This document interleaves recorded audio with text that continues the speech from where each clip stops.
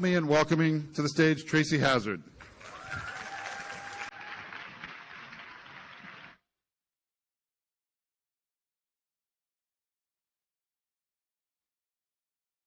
How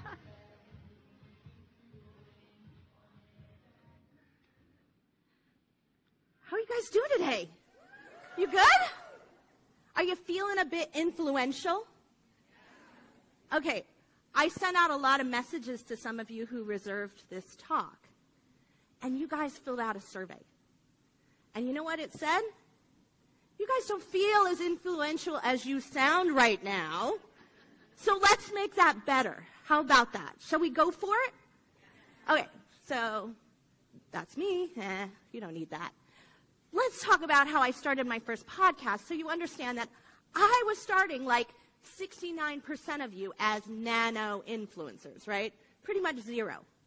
Tom and I had 0 people on our email list. 0. I'm not kidding you. Our clients were big corporations and big brands because we used to design products that you buy every day at mass market retail, stuff you buy at Costco and Walmart and Target.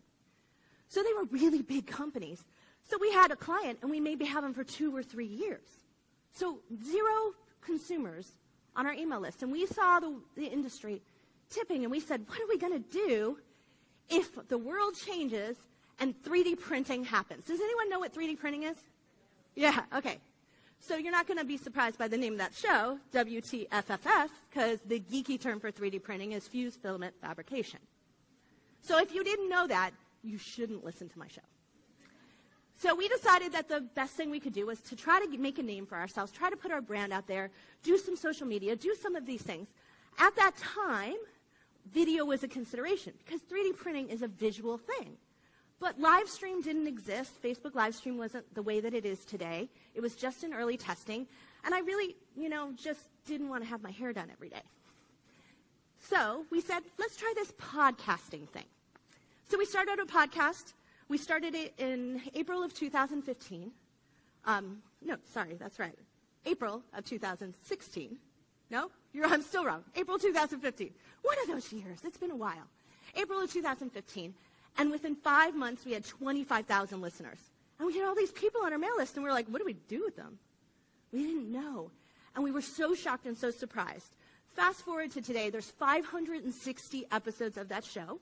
We stopped doing it in January of this year just to see what happened. And today, 12,000 people a month still come and listen to it. At its height, it was 100,000. So it's still bingeable. It's still listenable. So these are things that we discovered. But what it really happened for me is that pretty much within the first 5 months of doing my show, I got a speaking engagement. And I gave a talk at a maker fair, and the Inc. magazine innovation editor saw me and offered me my column. And my column has taken me all over the world, given me opportunities to interview very, very interesting and cool people, big corporations. I got to interview Steve Wozniak, pretty cool, Common. So, there's a lot of really cool things that it has brought me. It has brought me authority that I didn't know I needed. What I didn't do was mine the influence in quite the same way that other people did. I switched it into authority. And so this is something I want to talk about today because this is an alternative monetization idea. Influencer model has a certain monetization, and that idea goes straight into those ads and sponsorship. And as we've been hearing over the course of this event so far, that's kind of hard for a lot of you, especially in the early days. How many of you are taking sponsors today? Very few. Less than 10% of shows have sponsors on them overall. Women's shows have even less, usually about 2% or less. So this isn't really a viable model. We did take sponsors on our show because we didn't know what we were going to do with it. We decided really quickly early on that nobody wanted to buy what we had to sell, so it was a really good thing we had a show. But all of those other things led to things people wanted from us. And that's how we ended up starting a podcasting business, because it's very hard to be seen, heard, and found today. Anyone else struggling with this? There's a lot to do, right? You feel like you can't get out there. You can't get above the noise. There's 1.6 billion websites on Google. I don't even know how many Instagram pages there are nowadays, or channels. Facebook pages are, hundreds of millions of videos are watched on social media. Billions are watched worldwide. It's crazy numbers. And here's the worst part. There it goes. 1.3% conversion rate on those posts. Did you know that social posting only has a 1.3% conversion rate? Why is that? It's because I want to watch videos of cats and cute puppies, and my kids do funny things, and I'm there to do something else. I'm not necessarily there to transact. So when something comes my way, it's push and it's an interruption. Now, where is it better? Honestly, it's still better on Google. I know that kind of makes everybody groan. Don't love it. You don't love Google, but you know what? Google has a 10x power on that. 13% conversion rates on Google. Are you showing up on Google? That's a big question that we need to ask ourselves. Is our podcast showing up in there? We know we're showing up in the iTunes directory and Spotify. We're syndicating to all these different directories and out there, but they're apps in isolation. Are they really serving us up and our information and us in Google? So when I had you guys take the survey ahead of time, we came up with 69% of you are in the nano field, okay? Under 1,000 subscribers, that kind of thing, under 1,000 followers overall. 23% of you are in micro, and that's really good. You're moving up, you're growing. But only 8% of you qualify into authority. So let's talk a little bit more how about we can move a lot of you forward and move you both from nano to micro and micro to authority. Here's what an authority influence is. You can get more publicity, and you can broaden your platform reach. And one of the things I like to talk about is avoiding risk by diversity, right? If you're solely on Instagram and they change the algorithm, what happens? You're fucked, yes. Thank you. Absolutely. So, that's what happened to so many YouTubers early on. So a lot of them jumped into becoming podcasters. Instagrammers are doing the same thing. I get them all the time into our platform. So we're getting a lot of these social media who realize that they need to broaden their platform. But the big mistake that they're not doing is they're not broadening it into Google necessarily. YouTube is owned by Google, so that was still a good place to be. But let's talk about this. So does size really matter? Sometimes, yeah. But what if we only need a little lift? Right? I'm 5'2". I'm not going to stand on the stage in flats. It's not going to happen. I need a little lift. But wouldn't it be great if my lift kept growing underneath me, broadening, and my stage is getting bigger, and it's growing up, and I'm not thinking about that. All I'm thinking about is what I'm doing here, creating beautiful content, creating interesting content, creating edutaining content, right? If I stand here and I just get that little lift, but I get it going on autopilot and growing underneath me, that's what I want for all of you. Let's see if I can get this thing. So fast forward. Every year we start a new podcast. Every 6 months, actually, Tom will start one and then I will start one. And we start new podcasts because we want to be on top of what our clients are going through. And we have over 300 shows on our platform, so we really need to make sure that what we were teaching last year is current for this year. So this year, in January, I started a new podcast called The New Trust Economy. I did it because I interviewed Steve Wozniak, and he kind of convinced me that blockchain was worth exploring, and that I shouldn't be so skeptical of cryptocurrency. I'm still a skeptic, but that's what my show's about. It's about exploring that. So I interview interesting people, and starting in January, I launched this show. I really didn't care that much about what was going to happen after the show launched. I cared more about how did it do when I launched it, because that's what I was exploring and testing out on behalf of my clients. Luckily, I have this great co-host. Her name's Monica Profit, so it's Profit and Hazard, which accurately explains our roles there. And so anyway, we started this show. A month later, I get a phone call from Larry King's producer, and she says, we're having on our show one of the people you interviewed, and we used your show to prep for this interview. And in doing so, we realized they're all men on the panel, they're all kind of boring, and we would like to invite you to come on the show. And I said, well, that's really great, but it's my husband's birthday. Do I have to go drive all the way to LA and be at the show? I promised him lunch. And they said, no, you can Skype in. So that's me on the Skype monitor. And it was this really great show. So I got this opportunity to be on Larry King. But what I did was actually right after it was really cool, and Larry King's still Larry King. He's exactly the same. Ask questions. Tracy, what do you think of cryptocurrency? Like that kind of thing. And so anyway, it's really entertaining. You can find it on my YouTube channel.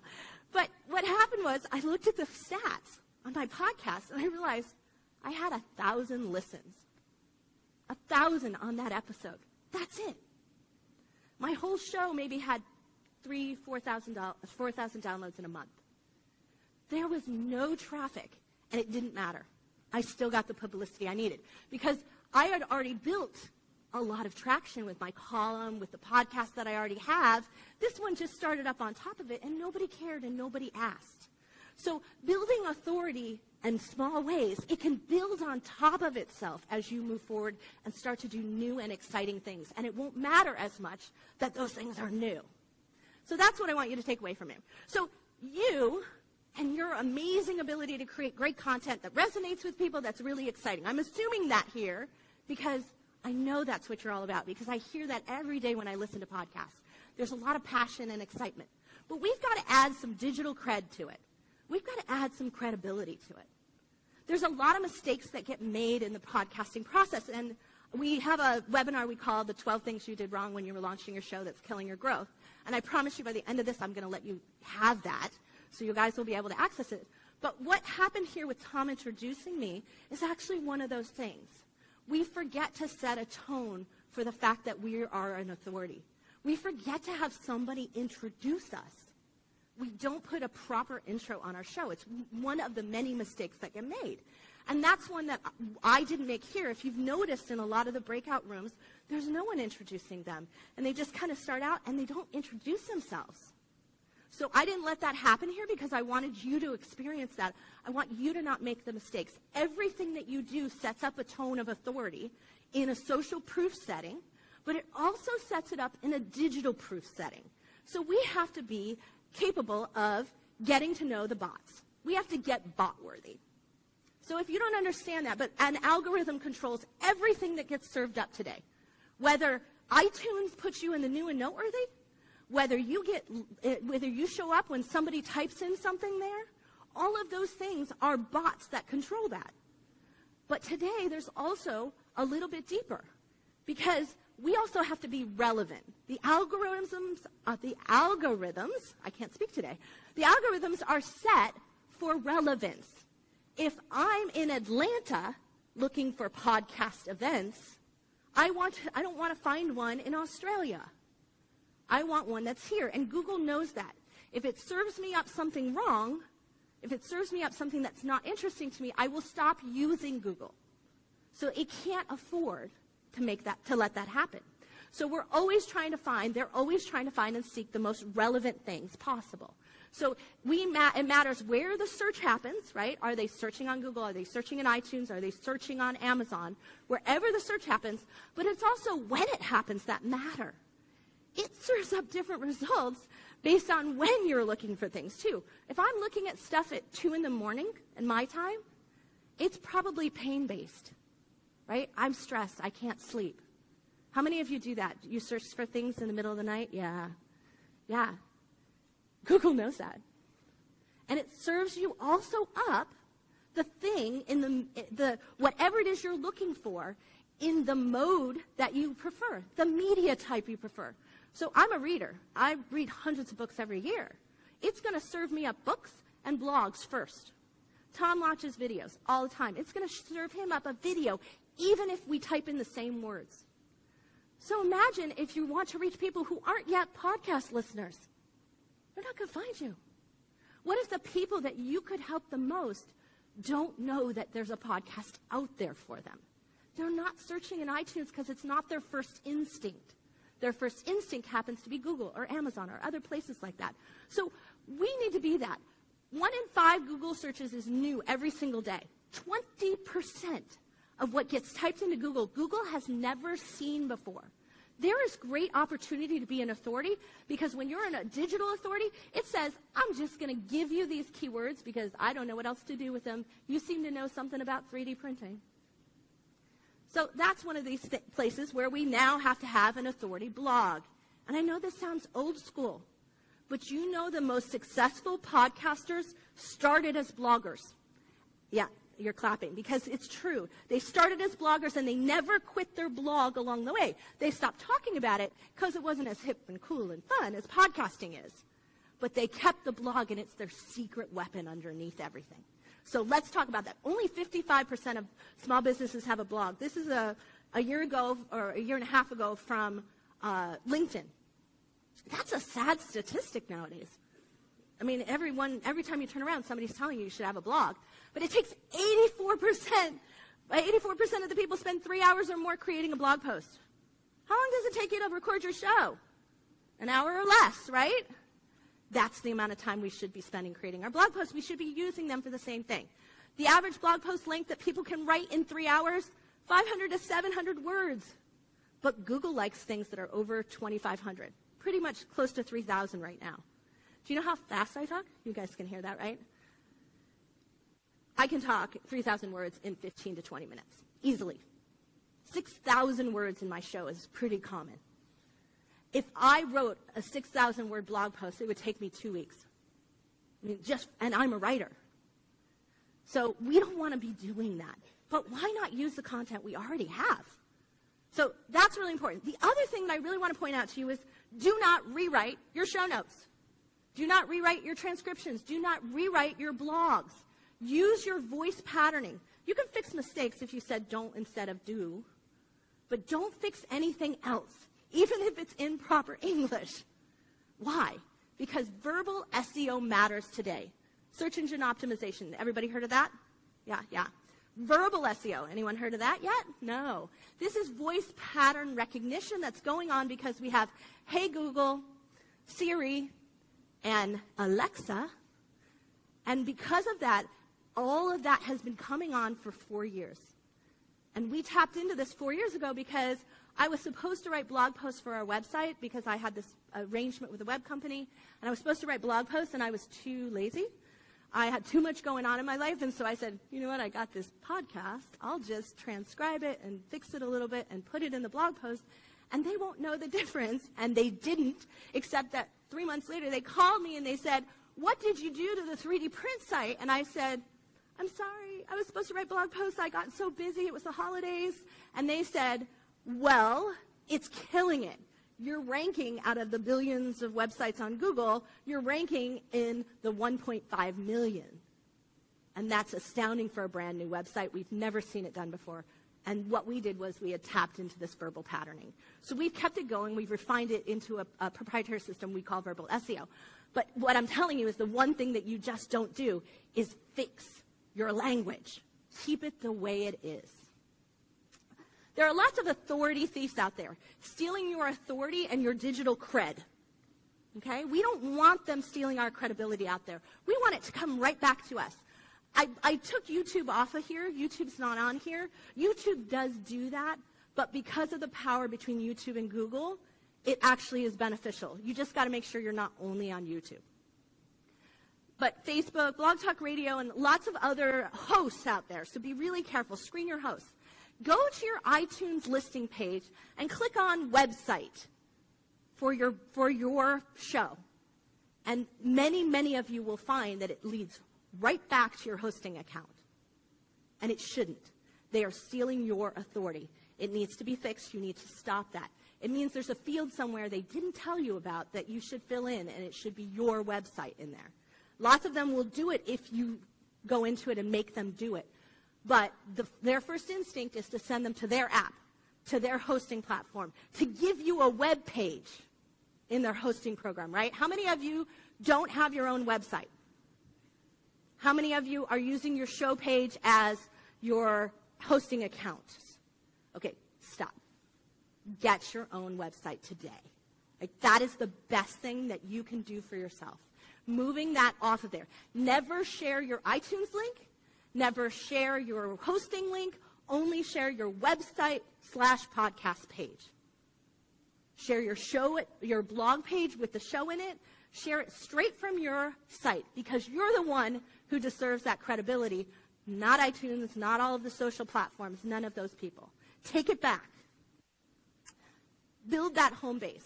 Here's what I'm going to say to you. How many of you have a Wix, Squarespace, alternative, non-WordPress website. Convert them. We have over 300 shows, and we track their website statistics, and they do, on average, at the low end, 30% less organic traffic than WordPress websites. So you are doing the work, but you're not getting the full power of it. If you need any information on that, please go see Tom in the booth. He can pull up your website, and he can help you look at your statistics. So if you need any help with that, happy to do that. So switch it, convert it to a WordPress site. It gives you a boost of power instantly. And some of our sites, like, they don't rank at all when they're on Wix or Squarespace. Podcast websites, too. That one has a problem as well. Dr. Diane Hamilton, I totally love this woman. She's got an amazing show. She's a radio host first, but she was super smart. And she made sure that in her radio contract, and so many radio contracts are prohibiting you from syndicating yourself and prohibiting you from posting the blog post. They own the, if they pay you, then they own the content. So you have to be careful about your contracts there. Definitely screen them. She was smart. She owns her own content, but she hadn't been utilizing it in the blog post. She had hundreds of episodes. And in the first month that we started doing her back episodes, because you can take your old episodes and blog them. No one's seen them as blogs before. You can take your old episodes and do that, not just your current ones. And when she started doing it, she started seeing a high organic growth. Hey, Tom, what was it? What was her growth? Is this okay? She went in 5 months. We converted 200 episodes over 4 months, 50 a month. She went from 250 keyword rankings in Google search to more than 10,000 over that period of time. And her site visitors, unique site visitors, went from about 350 to more than 20,000 in that same. So now, instead of going to the radio show, they were going to her website and engaging with her. Her business started really growing from there. And she was already incredible. She already had a great following, had a great listener base on the radio. So that's the kind of growth you can do with the content you already have. The other thing we want to do is we want to get our users engaging, right? We've got these fans, and we've got guests as well, and we want them to engage with us. What we want them to do is engage with us over the website. We want the guests to not just share on social, because that's short-lived.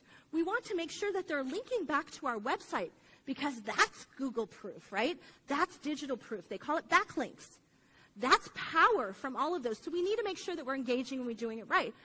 When I started my column, I was interviewing all these top people. I did this interview with John Travolta, and I was interviewing, like I said, Steve Wozniak, and all these great people, and their teams wouldn't share stuff. They were terrible at it. The bigger the celebrity, the worse the share.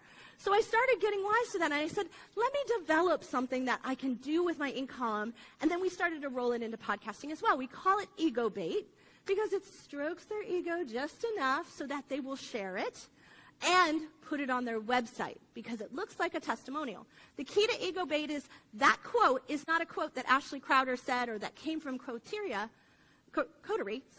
That's a quote that I said about them. So that's the key, so that it's making it so that I'm saying this about them. That makes it sound like it's a testimonial, especially when you get the Inc. logo on it or some podcast names logo on it, right? We create these. Usually we put the host and the guest kind of like you see. The host will be large and the guest will be small, but the guest doesn't mind, because when you put a quote about me, do I want to share it on my social media? It kind of feels a little bit icky and self-promotion. Now, many people do share it, but we're not likely to really push it out and be excited about that. We're a lot more excited about when somebody says how cool we are. This is what we also create. We create these from the Authority magazine columns that I write, and these are the great tips. This is Jess. So she was featured. So this is another type. So we may also create an infographic if it's a learning episode or a learning something about some key findings. So we do both of those. The other thing we want to do is constantly serve. You guys know that already, because you're constant serving within your content that you're already creating, right? So we want to create a service mindset about everything we do, because we want to show interest in everyone else. This is another one of those 12 things that mistakes people made. And the old school of podcasting is stick your face on everything. And there's a place for your face. Ego bait's definitely one of them. But your face on every single thing is old school branding. It's the guy's model of podcasting. If I'm truly interested in a podcast, I'm interested in, is it going to help me? There are talk shows and that can have your name on them. They're a different model of show. But if your show is about business, is about helping others, it better be about the listener. So it also better be about your guests, because if you want them to share it, it better be serving them as well. So get curious about what they're about. And that's one of the greatest ways you can establish yourself as an authority. Juliet Clark, Promote, Profit, Publish, Superbrand Publishing is the name of her company. She advocates for getting your community together, serving them with content, and then publishing, because the number one problem she has when authors come to her is that they don't have enough of a platform and they can't sell any books. So let's reverse that model and make sure that our authority is there first.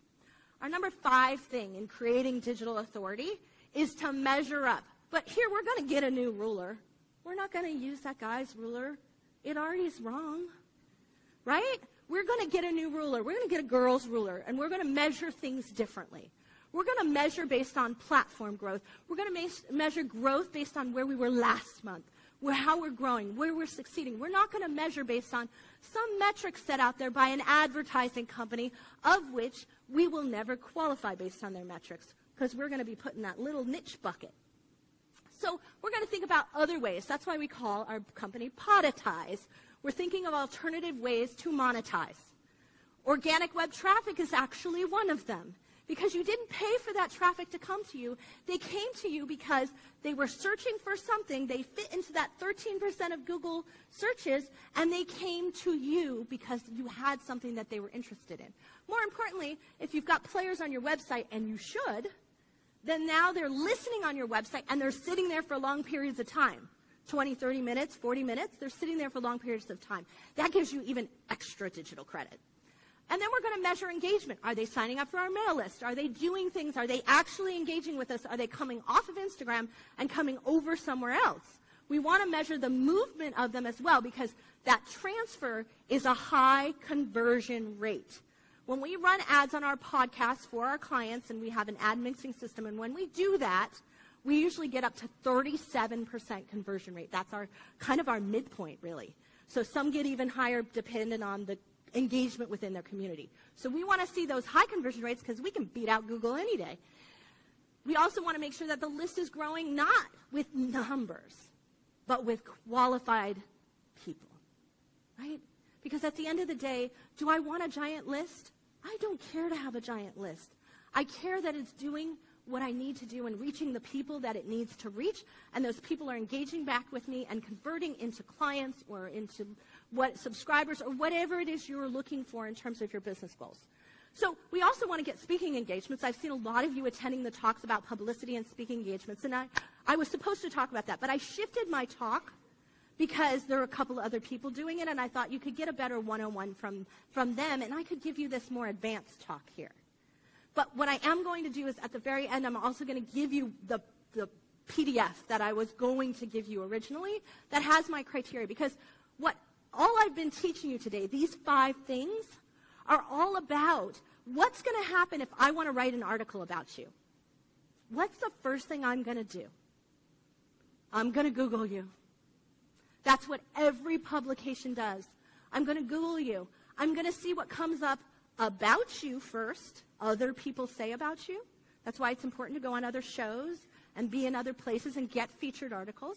I'm going to check your website. I'm going to check your content. I'm going to listen to your show, make sure you're interesting. I'm going to check all of those things on there, but I'm going to go to Google to do it. So that's important for this digital cred to establish your ability to get speaking engagements, because event planners do the same thing. We also want to turn our guests into qualified clients. Many of us do that. Some of my guests, I'm not gonna lie about it. Authority Magazine, I took the column because it meant that I could talk to more podcasters who might become clients or might get excited and refer me, right? Because I need to make sure that my time is worthwhile, that it's using it not just to serve, but also to serve the company, because I have over 55 employees. They depend on my ability to bring in more clients. So however I can use my time to serve and to do that, to bring clients in, then great, I should be doing that. You should all be doing that. I also want to talk about your own products and services, because that's a really good way. You want to productize, not just poditize. And advertisers and sponsors, as I mentioned, it's less than 10%. So you can promo your own stuff. You can. We have a system where you don't bake it in so that those ads, if the coupon codes expire and all of those. You can talk to Tom about that. Happy to have you. We love to have you. That's not the point here. The point is that you should be doing ads for your own stuff before you start doing ads for others. See what your conversion rate is. Check it. Make sure it's happening. Make sure people are following you. Authority means that you have the ability to not only get them to follow you, but to get them to take action on what you say. We want to make sure they're going to take action. Chef Marie, self-productizing. She's a top chef. She's putting out her own spices, her own things. I absolutely love her stuff. We've decided next week we're going to start a Monday marketing mixer on Facebook, and you're all welcome to join if you friend me there. I'm happy to invite you. It's totally free. And she's given us our signature cocktail. I think our first one's a cranberry margarita, kind of my favorite. And she designed it just for us. And so she's out there. She's promoting herself. She's got her own show. She's got video and audio. She's out there. But everything that she's doing is marketing her own goods through that. And it's phenomenal because she's completely in control. She's not giving this gigantic cut to somebody else. It's working really well for her. So I told you I was going to give you some free publicity, and I want to leave a few minutes because I know there are going to be questions. Feed Your Brand is the name of our podcast for podcasters. I invite you to subscribe. We do a feature every week called The Center of Influence. It's how Jess got featured. Erica Cordes got featured. Erica, are you here? Anyway, hers is great. I love that episode. It's one of my favorites. Pause on the Play is hers. Pam, and I'm going to butcher your name as I do every single time, and I'm so sure I did it on the show. Covarrubias, maybe. Café con Pam. Awesome show. She was full of energy. Loved interviewing her. And here's her feature. I sent out, and this is a lesson to all of you, I sent out to half, because I could only get through half of the list, half of the speakers for this event. I set out an offer to be interviewed by me and have this feature done. Do you know how many took me up on it? If I send out to 50, 8. Pretty close. 8 of you. Now, a couple are following up.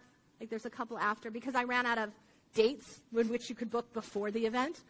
But that's still a small percentage, right? Less than 20% of them took me up on that. It's free publicity. It's a written article, which you don't get every day, especially about your show. So whenever somebody offers that to you, don't say, I'm not ready yet. What are you going to say? Yes, I will, right? I can, I will. So guess what? I'm going to offer it to you. So I'm going to give you a copy of this presentation. The Insider Media Tips, which was what I was going to use before this talk switched, the 12 Things webinar, Authority Magazine, and then guess what happens from that Authority Magazine feature? It gets rolled up in BuzzFeed. Who doesn't want to be in BuzzFeed? I was a little annoyed that they didn't put my name on it, seeing it was my articles that they used. So we're going to fix that for next time. But I also, if you want, we'll give you a free month of hosting if you want to try it out, and weekly coaching. So I'm going to send this to you because this week is overwhelming. You guys are overwhelmed right now. I'm sure you've been fire hosed. I know that I do that to people every time I'm up here. So starting next week, the emails will go out with all of that for you. The only thing that I ask that you do for me, can I ask you for a favor? Have I served you enough to ask for a favor? Okay, this is a favor for all women podcasters, too. We are conducting a podcast industry and pod fading research. There are 705,000 podcasts, but only 140,000 are active. All of the surveys that we've seen and have been done are majority of men in their voices. So the women's voices are not being heard there. I want to make sure that the research that we pull out is balanced. So I would really appreciate it if you would take the research. It's not a fast thing. It's probably going to take you like 15 minutes to do. It's not like the little influencer quiz. So take your time to do it. We'll send you the link to it following up. I just ask, I'm going to give you all those things anyway. You don't have to do this first. But I please ask that you make sure that your voices are heard here so that we understand more about what's going on in the podcast industry and what makes people feel challenged and like they need to quit. We have less than 2% pod fade rate on our platform, And we believe that there are some reasons for that, and we want to validate it. So we've hired this third party to conduct the research for us. So please help us learn more. So here's your code, publicized.com/ShePodcasts. Again, as soon as you get all your gifts, if you don't want to be on my email list, you don't have to. We only send out an email a week, which is our newsletter. Like, we don't spam people. It's just not, I don't love email. It's not my thing. So after you get all those, you can unsubscribe at any point if you want. Just get all your gifts and then unsubscribe. So I really want you to be seen. Oh, did you need me to put that back? Okay, I saw cameras go up. Is that good? So I want you to be seen, heard, and found. And I don't want some computer, some robot, to control who gets to hear your great message to the world. That's not okay with me. That's why I'm here to reveal these things to you. That's why I want you to explore your options with what you're doing with your, that's outside of just doing your podcast. There are many other tools that the men out there, the successful podcasters out there are using. Here's the one thing I've learned from I've done 65 interviews for my Authority Magazine column. And the tips on how to get great guests, how to increase listeners, all of those things, you've heard them all here already this week or this weekend. You've heard them already. They don't have anything new to say. But the one new thing is an old thing. And that's making sure that you keep that authority and that power for yourself. So if you have any questions and you want to check on your website, check on your podcast statistics, you need some help, Tom is here. He's in the booth down 210, but I don't think there's a number on it. You can't miss it when you walk in. But you can also make an appointment with him for weeks, next week or something, poditize.com/inquiry. Do I have any questions? Yes.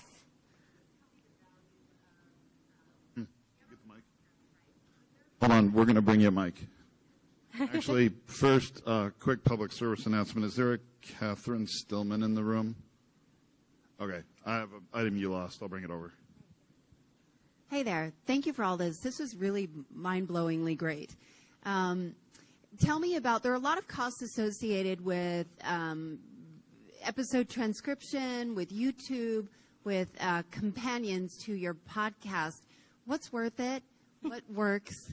There are a lot of avenues, to promote. It's hard to decide how you're going to spend your budget. That's a really great question. Yes, thank you.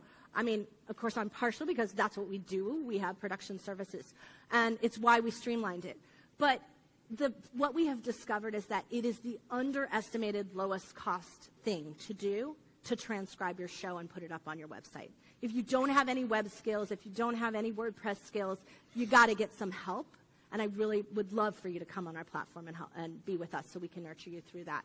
But if not, then transcribe it, but transcribe it without timestamp and without the Tracy says or Tracy : Jess : right? Whatever that is, right? You don't want that. Take that off. So when you have a transcription made, right, you can, and you put it in, there's a couple of systems. You can use a human transcriptionist, not the bot. It will be more editing and more time consuming. And when you do it, it asks you can check a box, say, I want the timestamps. And people like to do it when they transcribe and they make the PDF and then they give the PDF out for people. Don't do the PDF. No one downloads anything. It's a waste of time. So just actually write it in the blog. Just drop it, copy and paste it all. But when you put the timestamps there, people do that because they want to jump around to where the hot spot is. No, don't let them jump it. Make them scroll the whole page and find it, right? Like, that's part of the power of when people go through your page, Google goes, that's better ranking. Check. So we want to do that. But when you do Tracy : or Jess : and then the words of what we say follow that, then Google knows this is a transcription, and it gets slightly downgraded from a blog post. So we've tested its model both ways, and we know there's a difference. So that's why I say that. Tom's got someone over there, and then we've got a couple. It's a quick follow-up on that. Yeah. So when you're talking about a blog post from past episodes, are you saying a down and dirty transcript? Just, here's my transcript from episode 6, not I'm taking the words from that transcript and making it into a lovely blog post that I find interesting to read. Yes. I got to tell you, okay, nobody I can imagine reading somebody's transcript of their podcast. I don't care how great Google search is. I don't want it on my website. Yeah. So what I'm saying to you is, yes, create the transcript one. And if you want a beautiful summary blog post, write it also. okay? But Google is the only one. Google's bot is the only one who really reads these things. Can I add Except to that? for somebody will go and look for the links. Yes. Let me just add something to that about the blog post. I mean, I understand, especially the authors we work with cringe at this idea. I get it. Your blog post can still be a good supplement resource for your podcast, for people to go there to see an image of something you talked about, get a chart, get a link because they were driving and they couldn't write down something that you mentioned. And put that at the top of the post so it's easy for them. They don't have to read through the whole post, but the content is there for Google, for the bot, like Tracy said, and you need it. It has to be a live page. It doesn't have to be in the navigation, I guess, if you don't want it to be, but it has to be an actual live page on Google. So if you want to see an example, go to feedyourbrand.co, which is our podcast for podcasters, and check out our blogs. That's what they are. That's the format. Copy it. We have episodes about how to do it, so feel free to use it. This is not a secret to the system. The secret for us, or the process for us, is that we triple transcribe.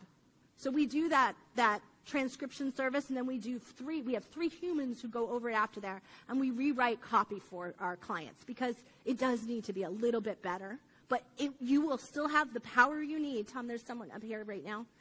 You have the power you need by just utilizing that transcript, and it's pretty low cost. A lot of the cost will be $20 to $25 to answer the question on the cost for just those transcriptions, and then a bit of time to load it into your blog. Hi, Tracy. You're awesome. Thank you. First of all.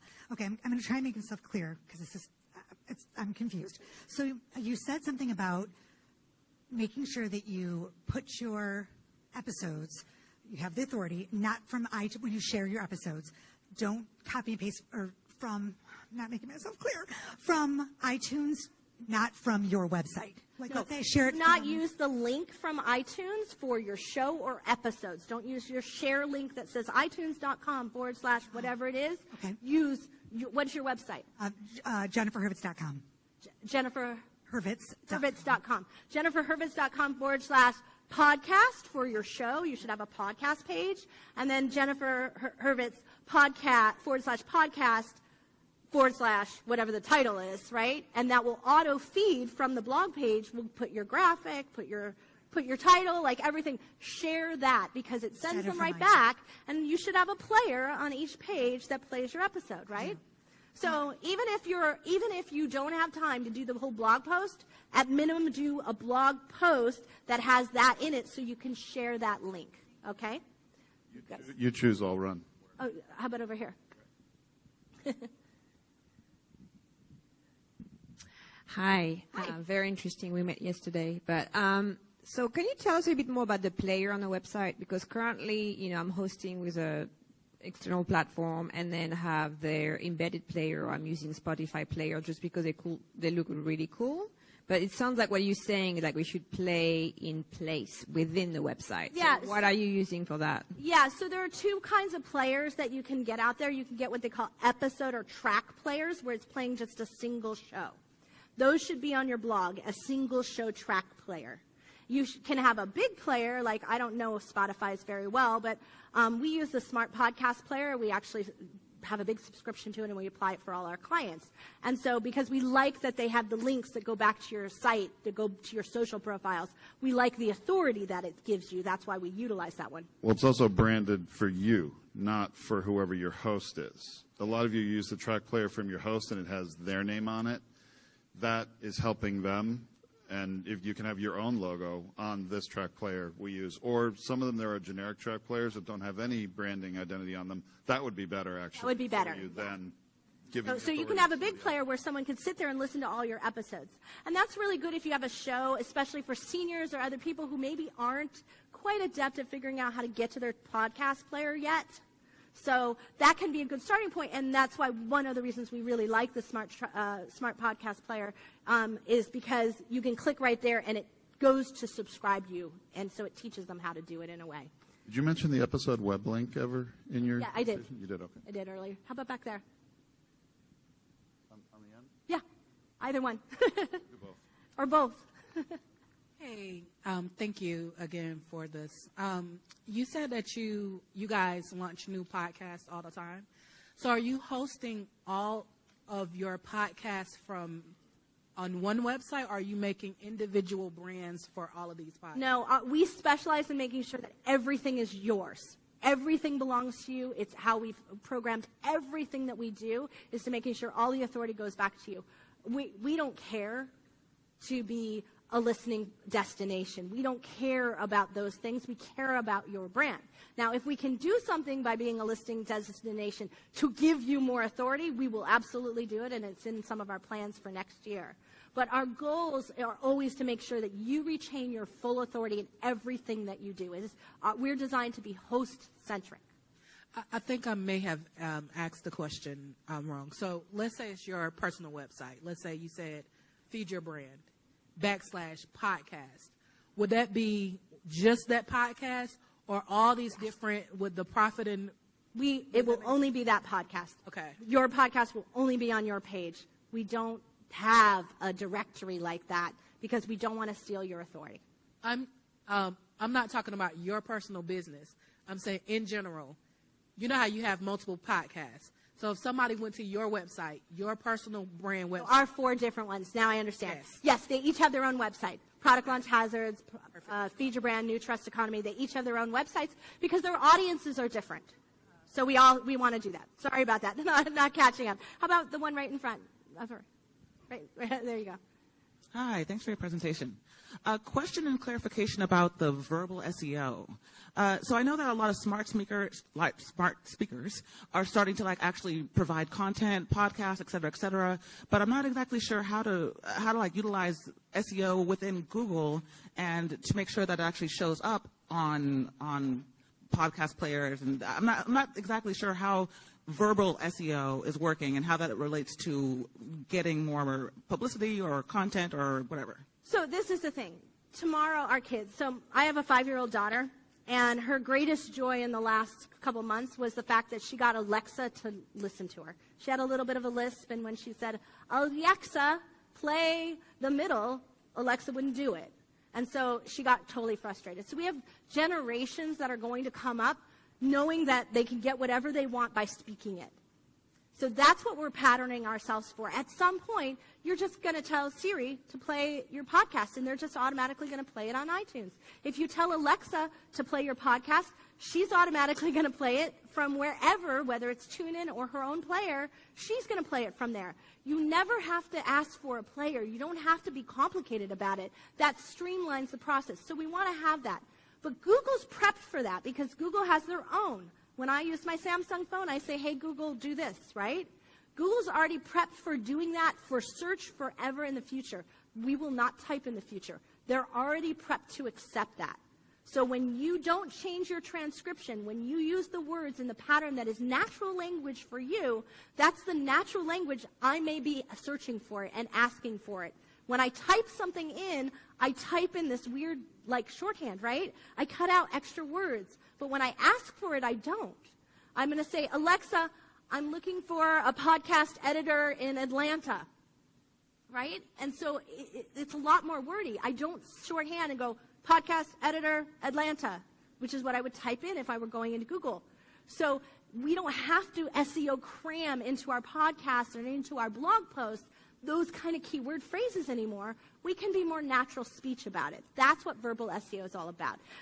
It's pretty complicated, and we have a very large system about how we monitor it and what's working and what's not working. But Tom would be happy to sit down with you in the booth and talk to you further about that because it's pretty detailed and technical. And we're out of time, guys. So I will head to the back and out if you if you have any more questions. But thank you all so much. I really appreciate your time today. Thank you.